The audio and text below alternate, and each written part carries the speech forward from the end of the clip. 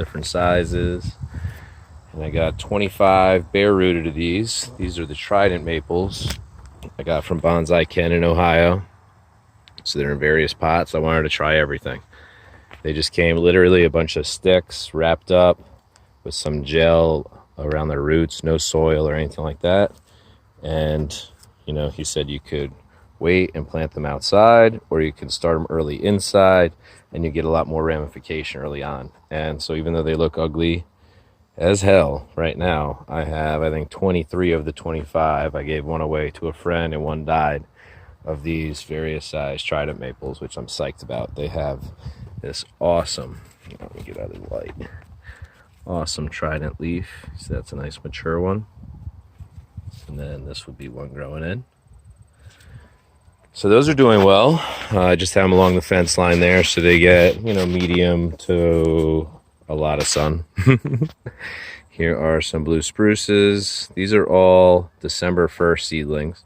So they could be a blue spruce, white pine, red pine, Chinese red pine, Connecticut red pine, or a Japanese black pine, or a Scotch pine. So plenty of different ones. The only ones that are different are these two.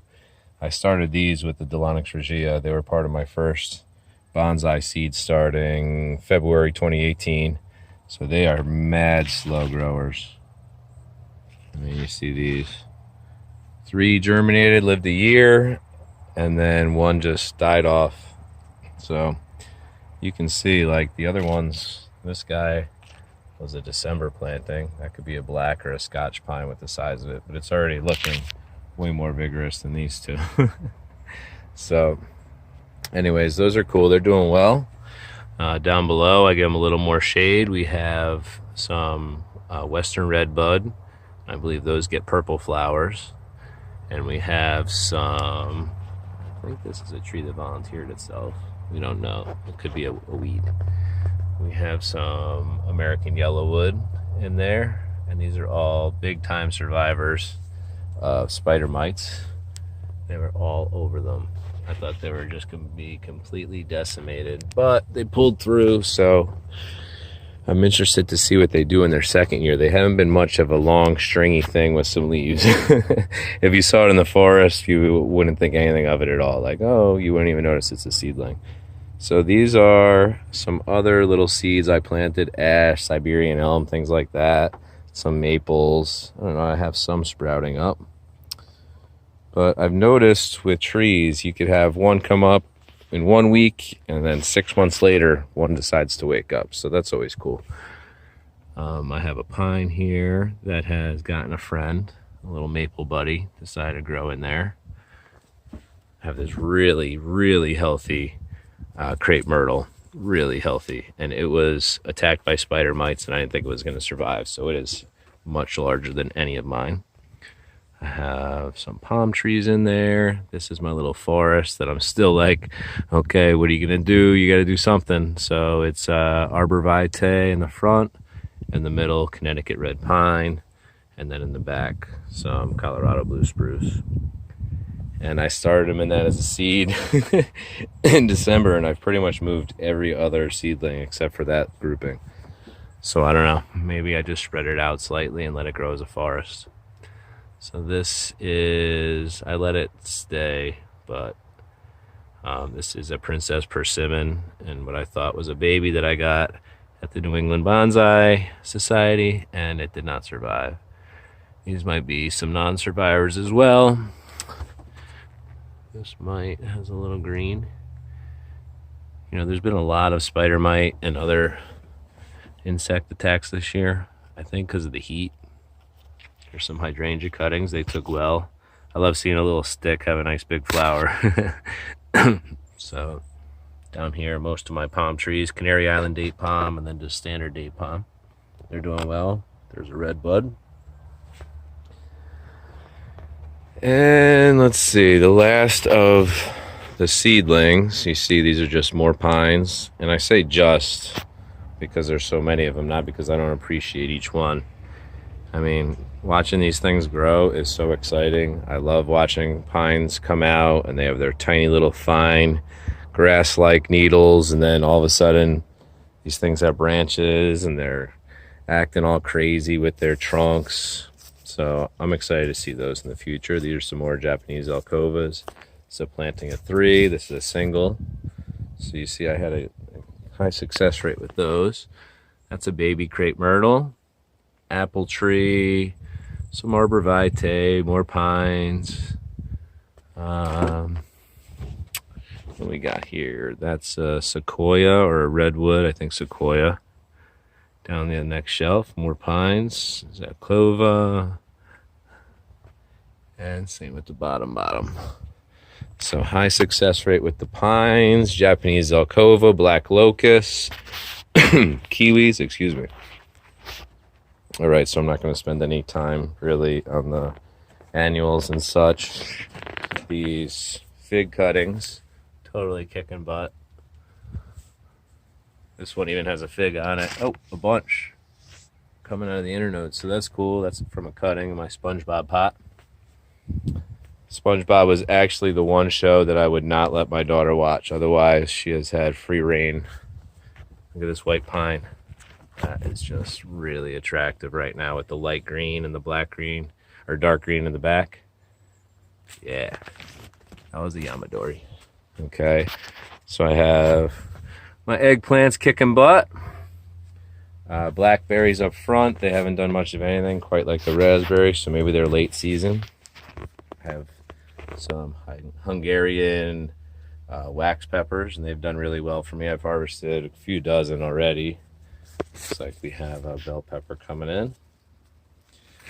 You know, we're up here in zone like 5 because we're northwest Connecticut and just like slightly colder than the most of the rest of Connecticut, and then even southern Connecticut's in a different zone. So we're like 2 zones colder than Fairfield County. So you see I have various tomato trees, tomato plants. I have raised the canopy since coming back to expose all the fruit, get it to ripen up. Most of these are indeterminate, and you could tell that by they just keep growing long. So you could really raise the canopy and expose the fruit so the energy goes to making the tomatoes get beautiful and large and colorful rather than rotting before they're ripe. And then this last pot, it looks a mess, and I might have to pull it up, but these are potatoes. All right, some thuja, you see. This one was one of my favorites from an earlier video. It's just nice and full. Had this bad boy. There's some variety of maple come back this year. Got a little hemlock, eastern hemlock. Those are rare. They've been killed off by a bunch of different bugs. This is a Yamadori of maybe a verbenum. It's actually coming in. It was just a big stump at first, but I got some branching. So maybe in a couple years we'll take a look at that. Not too excited about it yet. My 3, maybe 6 Thuja occidentalis growing as a mini hedge, simulating a privacy wall. I think that's cool. I think I'll actually use it on an apartment or a terrace or something someday, and it'll be, you know, inspired by the Connecticut big privacy walls because people don't want to see each other. There's an apple tree. Boom. Apple. 1. That's the only one. Some more baby hydrangea. These are my blueberries. They really gave us a ton of fruit before we left, and it looks like we're gonna get a second batch, so I'm psyched about that. These are Perpetua and Glaze variety. There's 3 of them. I'm growing them in those tubs because I grow everything above ground just in case I want to sell it one day, as this is all a goal to be starting a tree farm, doing all these trees. The problem with that is I get attachment to each and every one, and I don't know that I'll ever be another Yamadori. It was really like a hot, muggy day. The brush was growing up. There were prickers everywhere, and Laura, Franny, and I we weren't feeling it. So I took a couple of trees that really weren't doing much, and I went for it, and I cut them down. This one's a stump. And I had some nice growth, but it looks like the deer noticed it as well. So we'll see if that does anything. Once again, I don't have too high of hopes for that, nor have I had much success with Yamadori. I've had a lot of success with buying from nurseries and saving, and then growing from seed. All right. So you see one of my weeping spruce here. The top's getting nice and gnarly. I love that. Here's a second one. It's a cool rock. I just put it in there to brace it for the wind. That one's cool. And then this is the one we call Bob Marley.